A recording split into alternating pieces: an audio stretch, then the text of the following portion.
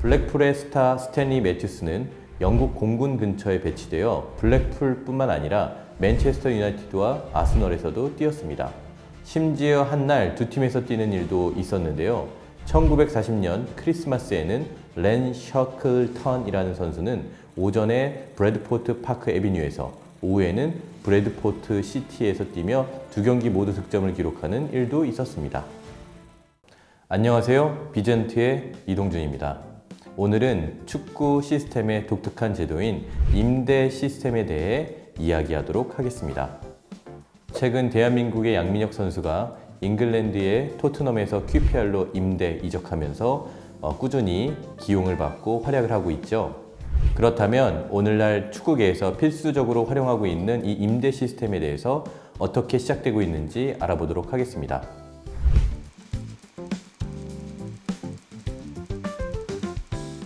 임대의 역사는 축구의 초창기인 아마추어 시절로 거슬러 올라갑니다. 1872년 첫 번째 FA컵 결승전에서 등장한 모던 배츠는 AH 체카라는 이름으로 원더러스 FC에 뛰었습니다. 원래 그의 소속팀은 헤로우 체커스였지만 팀이 대회에서 철수하자 배츠는 결승전에 임시로 합류하였고 유일한 득점을 기록하며 팀의 우승을 이끌었습니다. 당시 축구는 아마추어 스포츠였으며 선수 부족 문제를 해결하기 위해 종종 홈팀에서 선수를 빌리는 일이 있었습니다. 그러나 이러한 관행은 축구가 프로화되기 시작하면서 점차 문제가 되기 시작했고 결국 1898년 잉글랜드 축구협회는 특별 경기의 선수 임대를 금지하는 발표를 하게 되었습니다.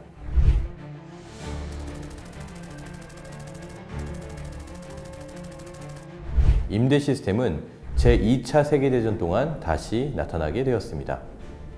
당시 리그 경기가 중단되고 지역 리그가 활성화되면서 많은 선수들이 군복무를 하러 떠났고 선수들이 필요한 구단들은 게스트 플레이어 시스템을 임시적으로 도입을 하게 되었습니다. 블랙풀의 스타 스탠리 매튜스는 영국 공군 근처에 배치되어 블랙풀뿐만 아니라 맨체스터 유나이티드와 아스널에서도 뛰었습니다. 심지어 한날 두 팀에서 뛰는 일도 있었는데요. 1940년 크리스마스에는 렌 셔클턴이라는 선수는 오전에 브래드포트 파크 애비뉴에서 오후에는 브래드포트 시티에서 뛰며 두 경기 모두 득점을 기록하는 일도 있었습니다.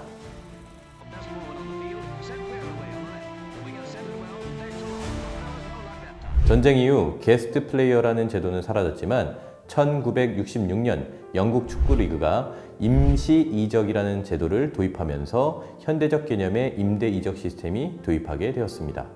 1967년에는 토키 유나이티드가 코벤트리 시티 소속 19세 윙어 존 도커를 임대 영입하며 새로운 시스템 아래 첫 사례로 기록되었습니다.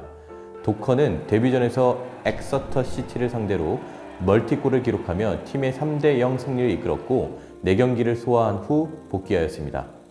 이 초기 규정에는 몇몇 가지의 제한들이 있었지만 1995년 보스만 판결 이후 규정이 점점 완화되고 발전하게 되었습니다.